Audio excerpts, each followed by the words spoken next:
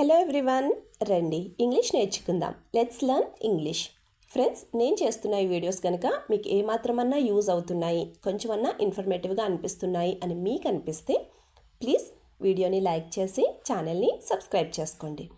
మీరు చేసే ఒక్క లైక్ అండ్ సబ్స్క్రిప్షన్ అండ్ కింద పెట్టే ఒక మంచి కామెంట్ నాకు ఇంకా మంచి వీడియోస్ చేయడానికి motivation. So friends, if you like the video please do like, share and subscribe to my YouTube channel. So ఇంకా లేట్ చేయకుండా let's dive into the video. Previous వీడియోలో అడిగిన GK question, how many high courts are there in India? Answer 25.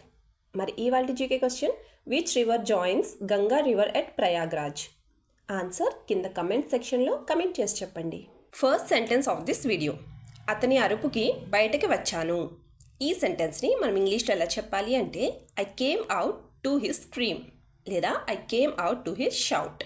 Shout అన్న scream అన్న అరుపు అని అర్థం. So I came out to his shout అంటే అతని అరుపుకి బయటికి వచ్చాను అని అర్థం.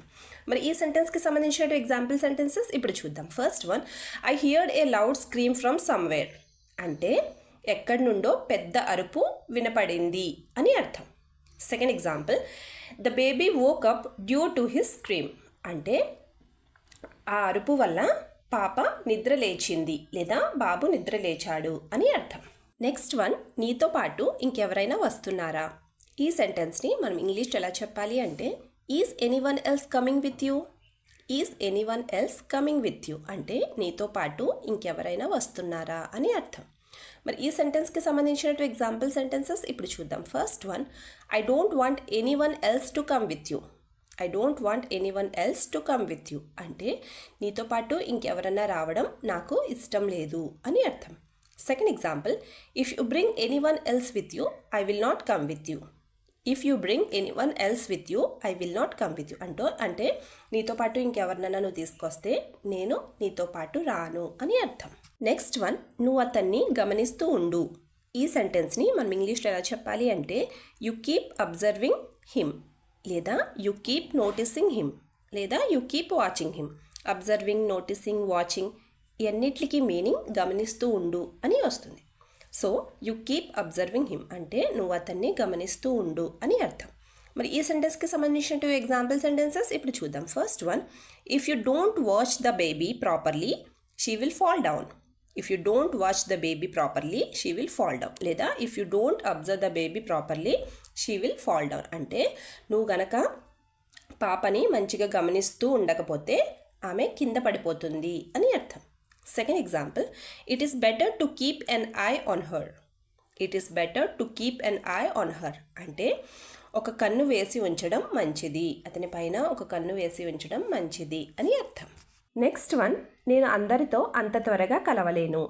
ఈ సెంటెన్స్ని మనం ఇంగ్లీష్లో ఎలా చెప్పాలి అంటే, I can't get along with every one so quickly.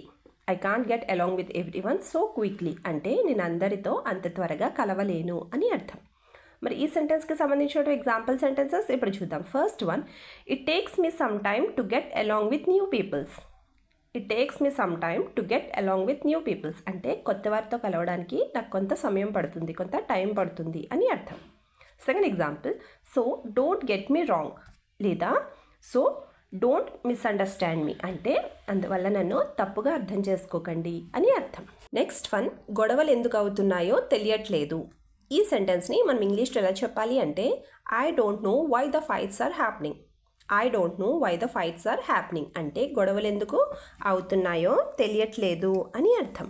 మరి ఈ సెంటెన్స్కి సంబంధించిన ఎగ్జాంపుల్ సెంటెన్సెస్ ఇప్పుడు చూద్దాం. First one, I don't feel good at all if there is any quarrel. I don't feel good at all if there is any quarrel అంటే ఏమన్నా గొడవ జరిగితే నాకు అస్సలు మంచిగా అనిపించదు అని అర్థం. Second example, is there any point in dragging me in to the fight between you two. Is there any point in dragging me in to the fight between you two అంటే మీ ఇద్దరి మధ్య జరుగుతున్న గొడవలోకి నన్ను లాగడం ఏమన్నా సబబా లేదా ఏమన్నా అసలు పాయింట్ ఉందా అని అర్థం. Last sentence of this video, ఈరోజు లేచిన టైం అస్సలు బాగాలేదు. ఈ సెంటెన్స్ని మనం ఇంగ్లీష్లో ఎలా చెప్పాలి అంటే, the time I woke up today was not good at all. The time I woke up today was not good at all అంటే ఈరోజు లేచిన టైం అస్సలు బాగాలేదు అని అర్థం. మరి ఈ సెంటెన్స్కి సంబంధించిన ఎగ్జాంపుల్ సెంటెన్సెస్ ఇప్పుడు చూద్దాం. First one, today I didn't do a single thing I want to do.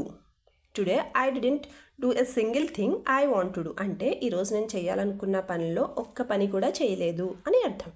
Second example, I did half of everything today.